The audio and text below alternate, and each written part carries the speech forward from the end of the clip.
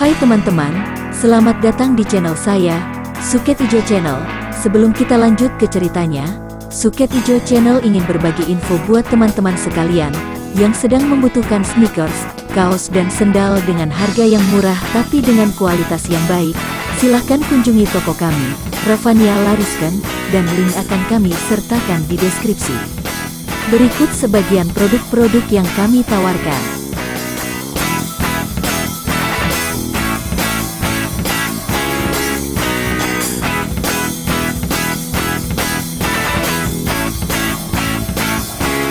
Oke, kalau gitu mari kita lanjut ke ceritanya lagi.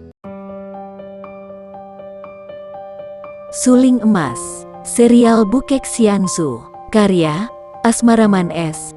Ho Ping Hu, bagian ke-50. Baiklah, Cici yang cantik, baiklah. Dalam gedungku terdapat sebuah kamar dengan taman bunganya yang indah. Lebih baik Cici pindah ke sana agar lebih mudah kita bertemu. Tentang Kong Hian, tentu saja aku suka mengalah.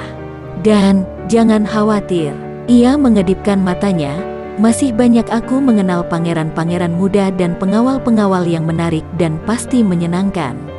Ia tertawa genit, Lucian tersenyum. Terhadap perempuan liar ini tak perlu ia menyembunyikan perasaannya.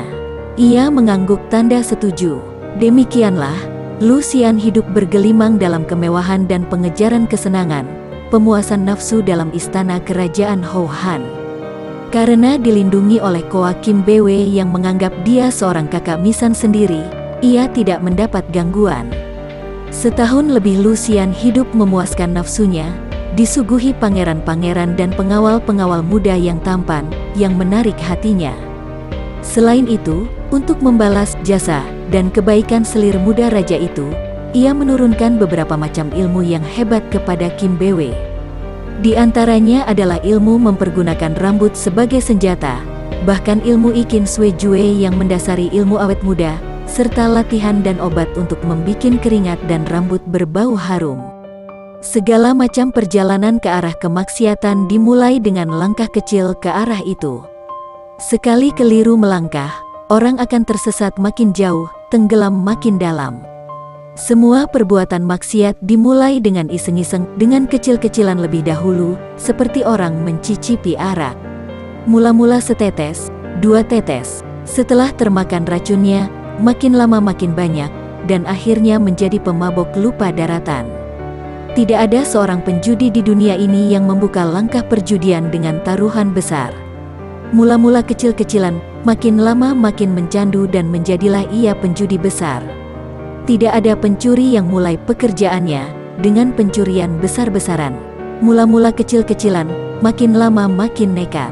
Demikian pula dengan segala macam nafsu, termasuk nafsu berahi. Makin dituruti, makin tak kenal puas, makin menggila dan makin haus. Salah langkah pertama yang dilakukan Lucian adalah kebosanannya berumah tangga dengan Kam Siek. Kalau di waktu itu ia kuat bertahan, mempergunakan kebijaksanaan dan kesadarannya, ingat kewajibannya, ia takkan tersesat. Akan tetapi sekali ia salah langkah, ia tersesat makin dalam dan akhirnya tenggelam oleh gelombang permainan nafsunya sendiri. Manusia memang makhluk lemah, maka perlu manusia selalu ingat dan waspada. Ingat selalu kepada Tuhan yang Maha Kuasa dan waspada selalu akan langkah hidupnya sendiri. Jalan menuju kehancuran kelihatan lebar dan menyenangkan, padahal amat lincah menyembunyikan jurang-jurang kehinaan di kanan kirinya. Sebaiknya jalan menuju kesempurnaan hidup kelihatan amat buruk dan sukar dilalui. Sekali salah pilih, sesal pun tiada gunanya, dan dalam kesadaran dan penyesalan hendak bertaubat sekalipun, akan merupakan perjuangan yang lebih sukar lagi. Seperti telah disebut-sebut di bagian depan, pada masa itu yang menguasai daratan adalah dinasti Qin, yang berhasil meruntuhkan kerajaan Tang Muda, 923-936. Oleh perang saudara yang tiada henti-hentinya ini, banyak timbul kerajaan-kerajaan kecil yang mempergunakan kesempatan perebutan kekuasaan itu untuk berdiri sendiri, di antaranya adalah kerajaan Hou Han di provinsi Shanxi ini. Melihat perubahan itulah, Jenderal Kam Siek yang berjiwa patriotik dan setia kepada kerajaan Tang, mengundurkan diri dan rela hidup bertani di Dusun Tingchun, di kaki Gunung Chinlingshan. Akan tetapi tidak demikian dengan sebagian besar pendukung Tang yang dipimpin oleh Kong Lo Sengjin, atau Ku Paong bekas Raja Muda Kerajaan Tang Lama. Ketika Kerajaan Tang baru berhasil merobohkan Kerajaan Liang, ia memperoleh lagi kedudukan baik sebagai pimpinan para panglima dan penasihat raja. Akan tetapi perang saudara tak pernah berhenti. Raja Tang baru atau Tang Muda yang belum lama berdiri ini, roboh kembali dalam waktu 3 tahun saja dan kedudukannya diganti oleh Kerajaan Qin Muda, 936.947. Kong Lo Sengjin tentu saja tidak mau tinggal diam. Biarpun kerajaan yang dibelanya telah runtuh, ia tidak putus asa dan masih terus melakukan perlawanan untuk merebut kekuasaan. Banyak orang-orang pandai menggabung dengan jago tua ini, dan selain berkali-kali menyerang Kerajaan Qin Muda, juga mereka ini selalu mengadakan gangguan kepada kerajaan-kerajaan kecil seperti Kerajaan Hou Han yang tidak mau diajak kerja sama meruntuhkan Kerajaan Qin Muda. Inilah sebabnya mengapa terjadi penyerangan atas diri Pangeran Lai Konghian. Karena sudah tidak mempunyai pusat kerajaan, para pendukung Tang itu melakukan gerakan liar, mengacau setiap kerajaan yang tidak mau bekerja sama. Dan karena ancaman-ancaman ini pula, maka Raja Hou Han dan para panglima-panglimanya ketika mendengar akan adanya seorang wanita sakti yang menjadi kakak misan dan juga guru selir ketujuh, diam-diam merasa girang dan tidak pernah mengganggu. Dengan hadirnya Lucian di dalam istana, keselamatan raja sekeluarga lebih terjamin. Hal ini terbukti ketika terjadi penyerbuan di malam hari, 3 bulan setelah Lucian tinggal di dalam istana. Malam itu gelap dan sunyi. Menjelang tengah malam, terjadilah pertempuran di dekat tembok sebelah selatan yang mengelilingi istana ketika 5 orang penjaga diserbu oleh 3 orang berpakaian hitam. Dalam waktu singkat saja 5 orang penjaga ini roboh binasa. Akan tetapi sebelum roboh, seorang di antara mereka sempat berteriak-teriak minta tolong. 3 orang itu secepat burung terbang telah melompat pagar tembok dan lenyap ke dalam lingkungan istana. Para penjaga dan pengawal istana menjadi heboh melihat 5 orang penjaga itu malang melintang mandi darah dalam keadaan tidak bernyawa lagi. Segera tanda bahaya dibunyikan. Regu penjaga yang malam hari itu mendapat giliran berjaga terdiri dari 30 orang, dibagi di luar dan di dalam. Kini tinggal 25 orang lagi dan mulailah mereka mengadakan pengejaran dan mencari-cari di sekitar bangunan-bangunan istana. Namun tidak tampak bayangan seorang pun penjahat. Mendadak di istana pusat yang menjadi tempat tinggal raja, terdengar suara wanita menjerit-jerit. Para pengawal ini menyerbu masuk dan mereka terkejut melihat 4 orang wanita pelayan telah mati pula. Akan tetapi di ruangan tengah, tak jauh dari kamar raja sendiri, tampak selir raja ketujuh dengan pedang di tangan, tengah melawan keroyokan 3 orang berpakaian hitam. Seorang wanita lain yang cantik dan biarpun jarang terlihat penjaga, namun dapat diduga oleh mereka bahwa inilah kakak misan Koa Kim Bwe yang kabarnya sakti, berdiri di sudut dengan sikap tenang menonton pertempuran. Ketika para penjaga hendak menyerbu dan membantu selir raja itu, menghadapi 3 orang penjahat, Lucian menggerakkan tangan mencegah mereka sambil berkata, "Jangan bantu." Para penjaga kaget dan heran, biarpun sudah dicegah, mereka tetap maju dengan senjata di tangan. Karena Lucian bukan anggota istana, mereka menjadi ragu-ragu untuk mentaati pencegahannya, bahkan 2 orang penjaga sudah menerjang maju untuk membantu. Namun, sekali tampak kelebatan sinar pedang seorang di antara 3 orang penjahat itu, 2 orang penjaga itu berteriak dan roboh mandi darah. "Tolol, mundur dan jangan bantu aku," bentak Koa Kim Bwe. Kini para penjaga itu terkejut dan cepat mundur. 3 orang lawan itu amat lihai, dan kini selir raja yang berpengaruh itu sendiri melarang mereka, maka mereka hanya berdiri menonton dengan hati gelisah. Betapa mereka tidak akan gelisah menyaksikan kehebatan 3 orang tamu malam itu yang mainkan pedang mereka begitu ganas, sehingga selir ketujuh itu sendiri terdesak hebat. "Xiao Moi, keluarkan ular," tiba-tiba Lucian berkata, dan gerakan pedang Koa Kim Bwe tiba-tiba berubah. Pedangnya berlenggak-lenggok gerakannya, kadang-kadang ujungnya berkelebat seperti ular mematuk. Inilah ilmu pedang Sin Koa Kiam Hoat yang mulai dipelajarinya dari Lucian. Memang Koa Kim Bwe memiliki dasar yang kuat, serta sudah menguasai gerakan ilmu silat tinggi, maka biarpun baru belajar beberapa bulan, pedangnya sudah amat berbahaya gerakannya. 3 orang lawannya itu terkejut, dan mereka pun mengubah gerakan pedang. Bahkan kini mereka mengurung dalam bentuk segitiga yang disebut Sim Seng Tin, barisan bintang hati. Bintang hati adalah 3 buah bintang yang kedudukannya di ujung segitiga. Karena Sin Koa Kiam Hoat itu gerakannya menyerang langsung ke depan dengan perubahan yang amat aneh dan sukar diduga, maka kini dikurung dengan terdesak. Setiap kali ujung pedangnya menyerang seorang lawan, yang 2 sudah menerjangnya, agaknya rela mengorbankan seorang kawan akan tetapi berhasil merobohkan yang dikeroyok. Tentu saja Kim Bwe tidak mau mengadu nyawa, sehingga serangannya selalu ia tarik kembali dan gagal. Ia menjadi sibuk sekali dan akhirnya kembali hanya menggerakkan pedangnya diputar cepat melindungi tubuhnya. "Xiao Moi, mundur!" teriak Lucian sambil melompat maju. Sekali sambar, ia menarik dan melempar tubuh Kim Bwe ke belakang, kemudian menyerbu dengan tangan kosong. 3 orang berpakaian hitam itu kaget sekali, karena begitu tangan Lucian bergerak 3 batang jarum meluncur cepat menuju dada mereka. Namun dengan gerakan tangkas ketiganya berhasil menyampok jarum itu dengan pedang, dan pada saat itu mereka mencium bau harum dari jarum itu, dan lebih semerbak lagi bau harum keluar dari rambut Lucian tercium hidung mereka. "Tok Xiao Kui!" Seorang di antara mereka berseru kaget. Memang nama besar Tok Xiao Kui pada waktu itu sudah amat terkenal di mana-mana, setelah Lucian melakukan perbuatan-perbuatan menghebohkan di pelbagai perkumpulan silat. Yang membuat ia terkenal, selain ilmu silatnya yang tinggi dan wataknya yang ganas, juga terutama sekali bau harum dari tubuhnya, dan Siang Tok Ciam, jarum beracun harum yang amat berbahaya.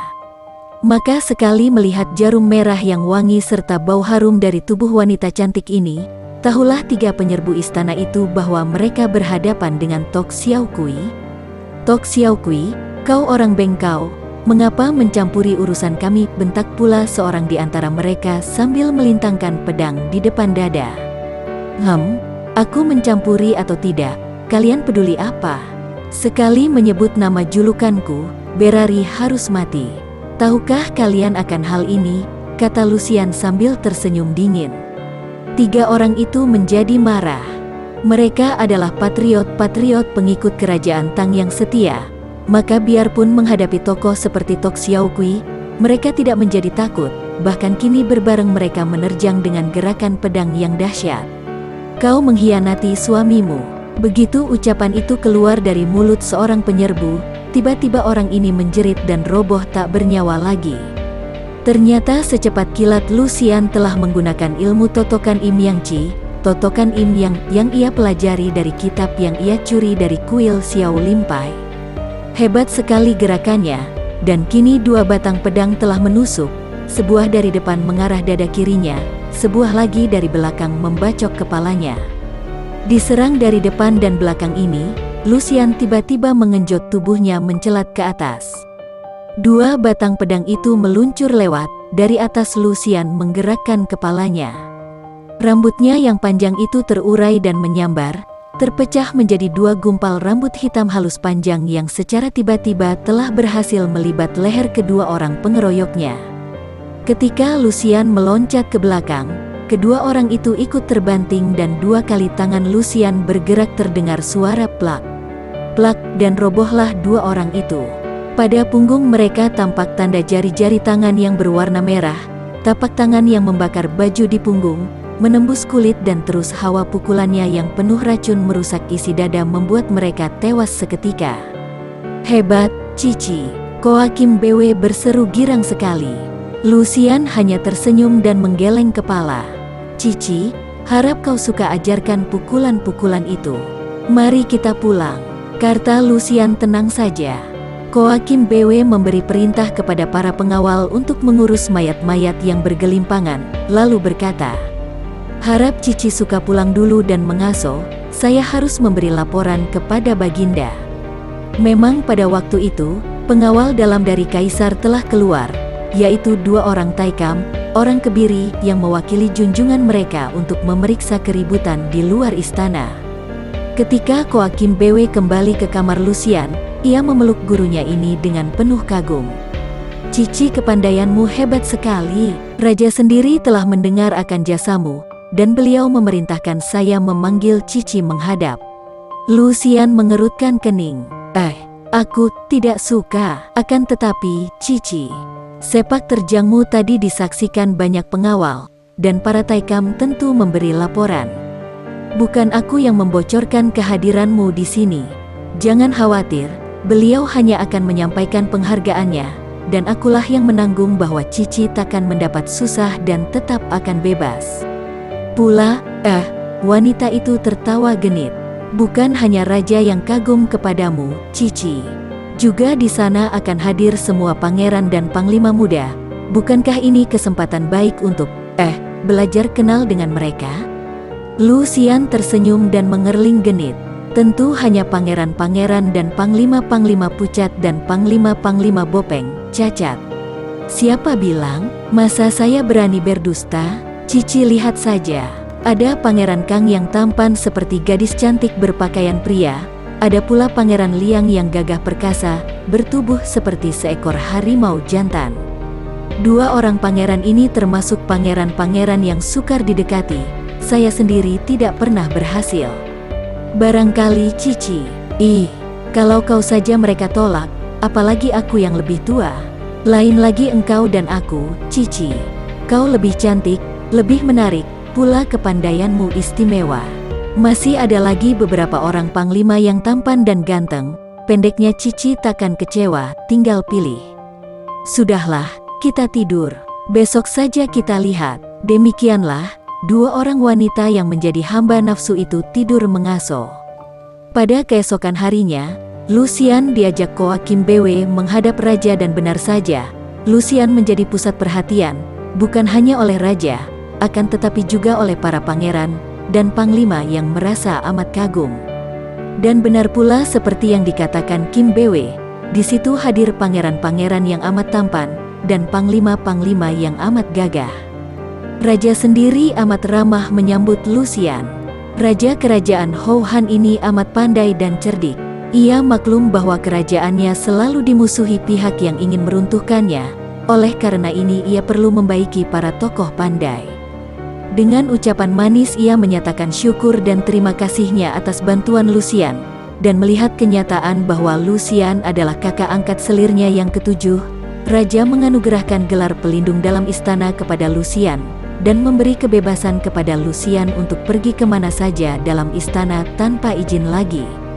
Kehormatan besar yang hanya dimiliki permaisuri dan kepala pengawal. Kemudian ia memberi hadiah sutera-sutera halus dan perhiasan, ketika Lucian diberi perkenan mengundurkan diri. Setelah kembali ke kamar sendiri, Kim Bwe berseru girang. Wah, raja suka kepadamu, Cici.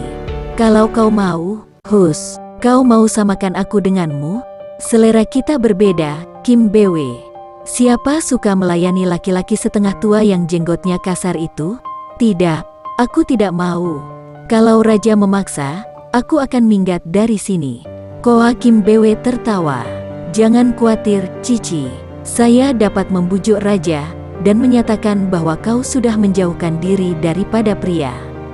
Beliau membutuhkan kepandaianmu, tentu tidak akan memaksa. Bagaimana pendapat Cici tentang para pangeran dan panglima muda? Hebat kan? Lucian tersenyum, memainkan biji matanya. Hebat sih hebat, akan tetapi sebagai wanita, bagaimana aku dapat mendekati mereka? Kau sendiri bilang, mereka itu sukar didekati. Siapa berani menolak Cici? Tadi pun kulihat mereka melirak-lirik ke arah Cici penuh kagum dan mengilar. Kalau memang Cici ada hasrat berkenalan, aku ada jalan untuk mempertemukan Cici dengan mereka. Selir ketujuh kaisar ini benar-benar pandai mengambil hati, sehingga Lucian merasa gembira sekali. Setelah berjanji akan menurunkan ilmu pukulan tangan api merah kepada Kim Bwe, Lucian lalu mengatakan tanpa malu-malu lagi bahwa di antara para muda yang hadir tadi, ia tertarik kepada dua orang pangeran dan seorang panglima muda. Siapa bilang selera kita tidak cocok? Kim Bwe bersorak. Dan dua orang pangeran itu adalah Pangeran Kang yang kulit mukanya halus seperti wanita, dan Pangeran Liang yang gagah seperti harimau. Cocok, bukan? Dan Panglima muda itu adalah seorang jejaka asli, usianya baru 20 tahun, kuat seperti seekor kuda jantan dan pandai mainkan golok. Ganteng, ya, terutama sekali kumisnya yang tipis dan dagunya. Dengan lagak genit Kim Bwe meramkan matanya dan menelan ludah. Cih, genit benar engkau, Kim Bwe. Bagaimana kau hendak atur agar aku dapat berkenalan dengan mereka? Mudah saja, mudah saja. Setelah Cici menjadi pelindung dalam istana ini, sudah sewajarnya Cici mengadakan makan-makan dalam pesta perkenalan. Aku akan mengundang mereka dalam pesta, siapa bilang mereka akan berani menolaknya? Malam hari itu, ditemani oleh Koa Kim Bwe, Lucian tercapai hasrat hatinya, makan minum semeja dengan 3 orang muda yang ganteng tampan, Pangeran Kang, Pangeran Liang dan Panglima muda Chu Bian. Ketiga orang muda ini tentu saja mereka tidak enak untuk menolak undangan Lucian yang kini dikenal sebagai Xian Toanio, Nyonya Besar Xian, pelindung istana yang memiliki kepandaian tinggi. Biarpun dengan malu-malu, mereka merasa girang juga dapat berkenalan dengan tokoh hebat ini, dan bau semerbak harum dikala mereka makan bersama, membuat hati muda mereka berdebar-debar. Memang mereka semua maklum akan kegenitan selir ketujuh kaisar yang sudah lama menggoda mereka, akan tetapi mereka tidak berani melayani, karena mereka adalah orang-orang gagah yang tidak melakukan perbuatan hina. Akan tetapi, kecantikan dan kesaktian Xian Toanio benar-benar mengguncangkan hati dan pertahanan mereka. Karena kini Lucian bebas mengunjungi bagian mana saja dalam lingkungan istana, akhirnya kedua orang Pangeran Kang dan Liang roboh dalam pelukannya, tidak kuat menahan goda dan bujuk rayunya. Orang-orang muda yang kurang pengalaman ini tentu saja mudah dipermainkan Lucian yang sewaktu-waktu di waktu malam dapat mengunjungi kamar mereka, dapat melakukan semua ini tanpa terlihat pengawal atau orang lain, karena ia mempergunakan kepandaiannya yang tinggi. Akan tetapi dasar moralnya sudah bejat rusak, Lucian masih belum puas dengan hasil kemenangan-kemenangan ini. Sudah banyak ia berhasil menjadikan pangeran-pangeran dan panglima muda tunduk dan menjadi kekasihnya. Ia berpesta pora dengan pangeran-pangeran ganteng dan panglima-panglima gagah, namun satu hal membuat ia kecewa dan penasaran, yaitu panglima muda Chu Bian yang sampai berbulan-bulan belum juga mau menyerah. Panglima muda ini benar-benar keras hati, dan setiap kali Lucian datang, melayani wanita ini dengan sopan dan keras, tidak mau tunduk dan tak pernah menyatakan tanda-tanda runtuh di bawah sikap manis dan bujuk rayu.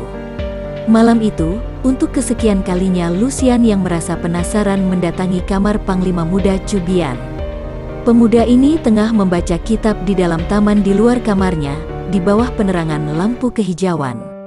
Ketika melihat bayangan berkelebat, Chu Bian cepat melompat berdiri dan siap, karena pada masa itu memang tidak aneh kalau ada musuh datang di waktu tengah malam. Akan tetapi ketika melihat bahwa yang datang adalah Lucian, ia tersenyum dan berkata, "Ah, kiranya Xian Toanio yang datang. Silakan duduk." Lucian tersenyum manis dan duduk di atas bangku depan pemuda itu sambil berkata, "Chu Chiangkun benar-benar rajin sekali, asyik mempelajari kitab apakah?" Chu Bian tersenyum dengan muka merah. "Ah, Toanio, sungguh malu kalau bicara tentang ilmu di depanmu. Aku terlalu bodoh untuk memahami isi kitab ini. Ilmu apakah yang berada dalam kitab?" "Ilmu Siakut Hoat, lemaskan tulang." "Ah, Chiangkun sudah begini lihai masih mempelajari Siakut Hoat?" Chu Bian cepat berdiri dan menjura, "Harap Toanio jangan mentertawakan aku yang masih bodoh." Lucian menutupi mulutnya menyembunyikan tawa. Para panglima di sini benar-benar pandai merendahkan diri. "Chiangkun, apakah kau menemui kesukaran dalam pelajaran Siakut Hoat?" "Benar, Toanio." Apakah sukarnya? Kurasa mudah saja mempelajari ilmu ini. Kalau Chiangkun suka, boleh saja aku mengajarmu sampai berhasil." "Sungguh? Ah, terima kasih, Toanio, terima kasih." "Chiangkun suka? Tentu saja saya suka, kalau tidak terlalu mengganggu Toanio." Ilmu Siakut Hoat berinti kepada pengguna hawa sakti dalam tubuh. Akan tetapi untuk mengetahui sampai di mana tingkat Chiang Kun, harap Chiang Kun memberi petunjuk sebentar. Mari kita main-main sebentar. Chiang Kun boleh saja menggunakan golokmu yang terkenal ampuh, dan akan kuperlihatkan betapa Siakut Hoat dapat melawannya. Mana saya berani, tak usah dengan senjata, baik dengan tangan kosong saja, akan tetapi harap Toanio jangan mentertawai kebodohanku. Lucian berdiri dan tersenyum manis. Tangan kosong pun boleh. Nah, silakan, Chiang Kun. Karena mendapat janji akan diberi pelajaran ilmu Siakut Hoat yang amat ia inginkan, pemuda ini memenuhi permintaan Lucian, lalu menyimpan bukunya dan berdiri menghadapi Lucian. Akan tetapi karena ia merasa sungkan-sungkan, ia menjura dan memberi hormat. Harap Toanio maafkan kelancanganku. Tak usah Chiang Kun sungkan, mulailah. Toanio, awas serangan. Sambil berkata demikian Chu Bian menyerang dengan pukulan ke arah pundak. Pukulan ini seharusnya menuju ke dada, akan tetapi Chu Bian yang pemalu, merasa tidak pantas memukul dada dalam latihan maka memukul pundak. Diam-diam Lucian menjadi gemas. Pemuda ini amat pemalu dan terlalu sopan, pikirnya. Ia segera mengangkat tangannya menangkis, sengaja bergerak perlahan dan lambat. Sebagai seorang ahli silat yang sudah pandai, tentu saja Chu Bian melihat kelambatan ini.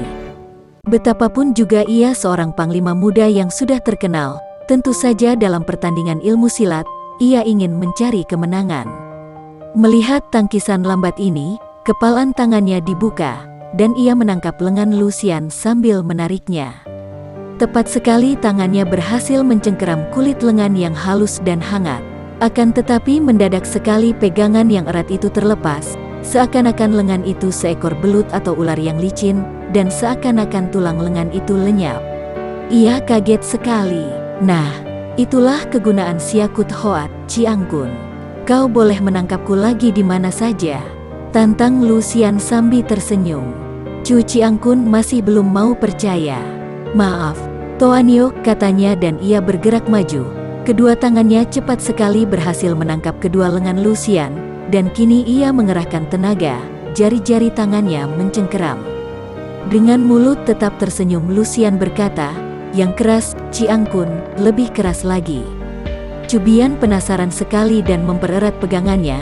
Tidak peduli lagi apakah pegangannya itu akan menyakitkan, bahkan ia lalu mempergunakan cengkeraman dari ilmu silat Eng Jiao Kang, ilmu cakar Garuda. Dengan ilmu ini, ia berani mencengkeram senjata tajam lawan, maka kini memegang lengan halus, dapat dibayangkan betapa kuatnya. Namun tiba-tiba Lucian mengeluarkan suara lirih dan, tahu-tahu kedua lengannya sudah terlepas lagi dari cengkeraman Chu Bian. Hebat! Chu Bian berseru girang.